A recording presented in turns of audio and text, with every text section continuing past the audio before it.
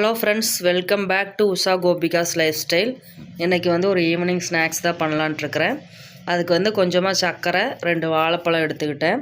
சர்க்கரை வந்து மிக்சியில் அரைச்சி வாழைப்பழத்தை வந்து அதில் போட்டு நம்ம ஒரு அடி அடித்து வச்சுக்கணும். அதுக்கப்புறம் வந்து ஒரு 4-5 ஏலக்காய் இருந்துச்சு, அதை தட்டி போட்டு அதையும் நம்ம எடுத்து வச்சுக்கணும்.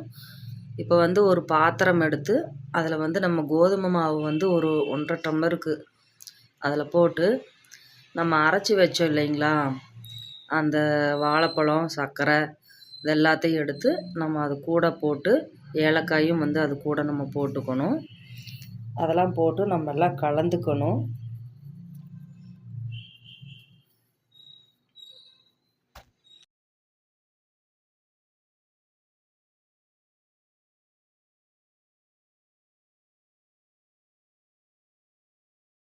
இதை வந்து கட்டி இல்லாமல் நல்லா கலந்துக்கணும். உங்களுக்கு தேவை அப்படின்னா ஒரு இத்தினோடு வந்து ஒரு பிஞ்சு சால்ட் போட்டுக்கோங்க.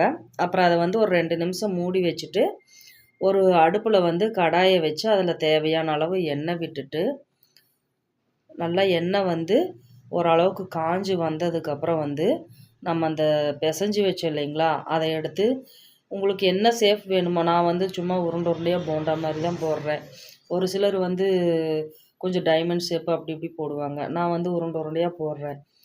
போட்டு கொஞ்சம் வந்து 2 சைடு நல்லா திருப்பி விட்டு வெந்து வந்ததுக்கப்புறம் அதை எடுத்து வச்சு சாப்பிட்டு பாருங்கள். அது ஒரு டேஸ்ட்டு நல்லாயிருக்கும். தேவைன்னா நீங்கள் ஒரு பிஞ்சு சால்ட்டு வந்து கலக்கிறனா கலந்துக்கோங்க. நான் வந்து கலக்கலை.